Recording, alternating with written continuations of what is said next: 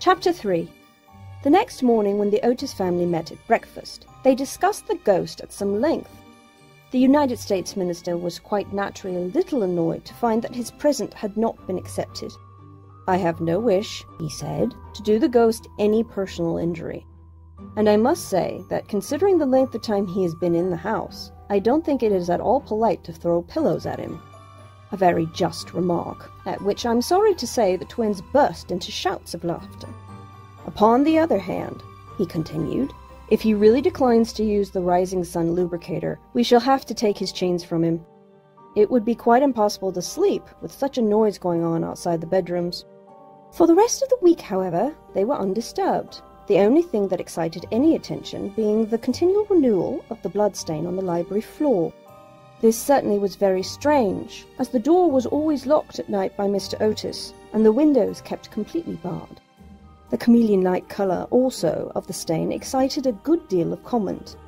Some mornings it was a dull, almost Indian red, then it would be a vermilion, then a rich purple, and once, when they came down for family prayers, according to the simple rites of the Free American Reformed Episcopalian Church, they found it a bright emerald green. These kaleidoscopic changes naturally amused the party very much, and bets on the subject were freely made every evening. The only person who did not enter into the joke was little Virginia, who for some unexplained reason was always a good deal distressed at the sight of the bloodstain, and very nearly cried the morning it was emerald green. The second appearance of the ghost was on Sunday night. Shortly after they had gone to bed, they were suddenly alarmed by a fearful crash in the hall. Rushing downstairs, they had found that a large suit of old armour had become detached from its stand, and had fallen on the stone floor, while, seated in a high-backed chair, was the Canterville Ghost, rubbing his knees with an expression of acute agony on his face. The twins, having brought their pea-shooters with them, at once discharged 2 pellets on him, with that accuracy of aim which can only be obtained by long and careful practice on a writing master, while the United States minister covered him with his revolver and called upon him, in accordance with Californian etiquette, to hold up his hands. The ghost started up with a quick shriek of rage, and swept through them like a mist, extinguishing Washington Otis's candle as he passed, and so leaving them all in total darkness. On reaching the top of the staircase, he recovered himself, and, determined to give his celebrated peal of demonic laughter. This he had on more than one occasion found extremely useful. It was said to have turned Lord Raker's wig grey in a single night, and had certainly made 3 of Lady Canterville's French governesses give notice before their month was up. He accordingly laughed his most horrible laugh, till the old vaulted roof rang and rang again. But hardly had the fearful echo died away when a door opened, and Mrs. Otis came out in a light blue dressing gown. "I'm afraid you're far from well," she said, "and have brought you a bottle of Dr. Toba's tincture. If it is indigestion, you will find it a most excellent remedy." The ghost glared at her in fury, and began at once to make preparations for turning himself into a large dog, an accomplishment for which he was justly renowned, and to which the family doctor always attributed the permanent idiocy of Lord Canterville's uncle, the Hon Thomas Horton. The sound of approaching footsteps, however, made him hesitate in his fell purpose, so he contented himself with becoming faintly phosphorescent, and vanished with a deep churchyard groan, just as the twins had come upon him. On reaching his room, he entirely broke down, and became a prey to the most violent agitation. The vulgarity of the twins, and the gross materialism of Mrs. Otis, were naturally extremely annoying. But what had really distressed him the most was that he had been unable to wear the suit of mail. He had hoped that even modern Americans would be thrilled by the sight of a spectre in armour, if for no more sensible reason, at least out of respect for their national poet Longfellow, over whose graceful and attractive poetry he himself had whiled away many a weary hour when the Cantervilles were up in town. Besides, it was his own suit. He had worn it with great success at the Kenilworth tournament, and had been highly complimented on it by no less a person than the Virgin Queen herself. Yet, when he had put it on, he had been completely overwhelmed by the weight of the huge breastplate and the steel casque, and had fallen heavily on the stone pavement, barking both his knees severely and bruising the knuckles of his right hand. For some days after this he was extremely ill, and hardly stirred out of his room at all, except to keep the bloodstain in proper repair. However, by taking great care of himself, he recovered, and resolved to make a third attempt to frighten the United States minister and his family. He selected Friday, the 17th of August, for his appearance, and spent most of that day in looking over his wardrobe, ultimately deciding in favour of a large slouched hat with a red feather, a winding sheet frilled at the wrists and neck, and a rusty dagger. Towards evening a violent storm of rain came on, and the wind was so high that all the windows and doors in the old house shook and rattled. In fact, it was just such weather he loved. His plan of action was this. He was to make his way quietly to Washington Otis's room, gibber at him from the foot of the bed, and stab himself 3 times in the throat to the sound of slow music. He bore Washington a special grudge, being quite aware that it was he who was in the habit of removing the famous Canterville bloodstain by means of Pinkerton's Paragon detergent. Having reduced the reckless and foolhardy youth into a condition of abject terror, he was then to proceed to the room occupied by the United States minister and his wife, and there to place a clammy hand on Mrs. Otis's forehead, while he hissed into her trembling husband's ear the awful secrets of the charnel house. With regard to little Virginia, he had not quite made up his mind. She had never insulted him in any way, and was pretty and gentle. A few hollow groans from the wardrobe, he thought, would be more than sufficient, or, if that failed to wake her, he might grapple at the counterpane with palsy-twitching fingers. As for the twins, he was quite determined to teach them a lesson. The first thing to be done was, of course, to sit upon their chests, so as to produce the stifling sensation of nightmare. Then, as their beds were quite close to each other, to stand between them in the form of a green, icy-cold corpse, till they became paralyzed with fear, and finally to throw off the winding sheet and crawl around the floor with white bleached bones and one rolling eyeball, in the character of Dumb Daniel, or the Suicide Skeleton. A role in which he had on more than one occasion produced great effect, and which he considered quite equal to his famous part of Martin the Maniac, or the Masked Mystery. At 10:30 he heard the family going to bed.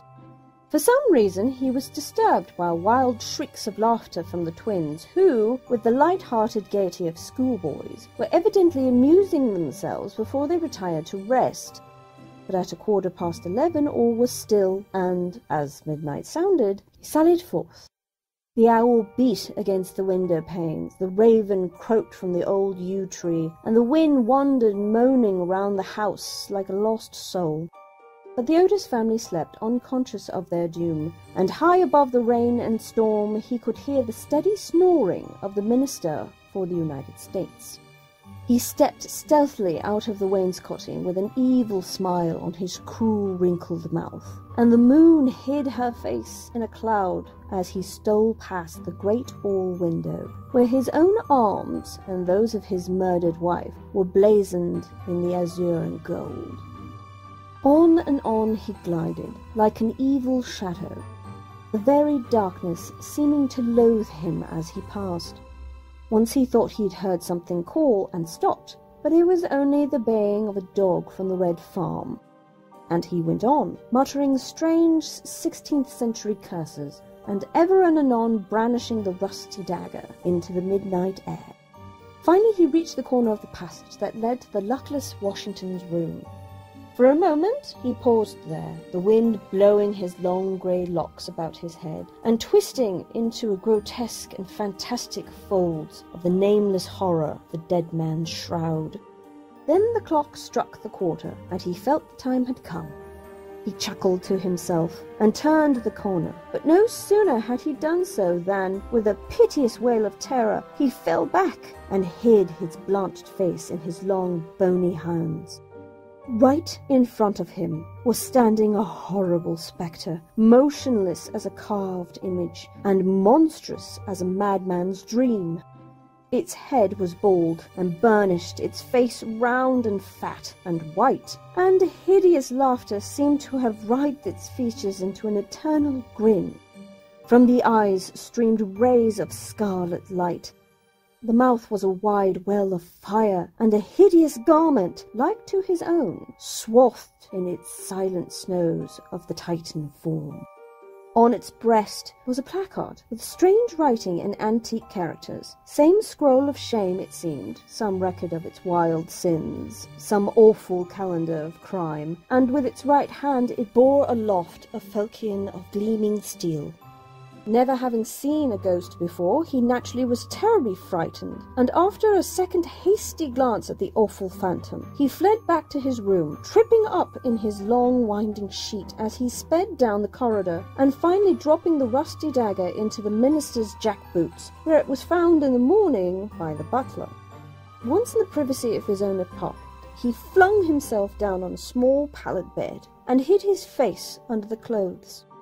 After a time, however, the brave old Canterville spirit asserted itself, and he determined to go and speak to the other ghost as soon as it was daylight. Accordingly, just as the dawn was touching the hills with silver, he returned towards the spot where he had first laid eyes on the grisly phantom, feeling that after all 2 ghosts were better than 1, and that, by the aid of his new friend, he might safely grapple with the twins. On reaching the spot, however, a terrible sight met his gaze. Something had evidently happened to the spectre, for the light had entirely faded from its hollow eyes, the gleaming falchion had fallen from its hand, and it was leaning up against the wall in a strained and uncomfortable attitude. He rushed forward and seized it in his arms, when, to his horror, the head slipped off and rolled on the floor. The body assumed a recumbent posture, and he found himself clasping a white dimity bed curtain with a sweeping brush, a kitchen cleaver, and a hollow turnip lying at his feet. Unable to understand this curious transformation, he clutched the placard with feverish haste, and there, in the grey morning light, he read these fearful words. Ye Otis Ghost, ye only true and original spook, beware of ye imitations. All others are counterfeit. The whole thing flashed across him. He had been tricked, foiled, and outwitted. The old Canterville look came into his eyes. He ground his toothless gums together, and, raising his withered hands high above his head, swore, accordingly to the picturesque phraseology of the antique school, that when Chanticleer had sounded twice his merry horn, deeds of blood would be wrought, and murder walk abroad with silent feet.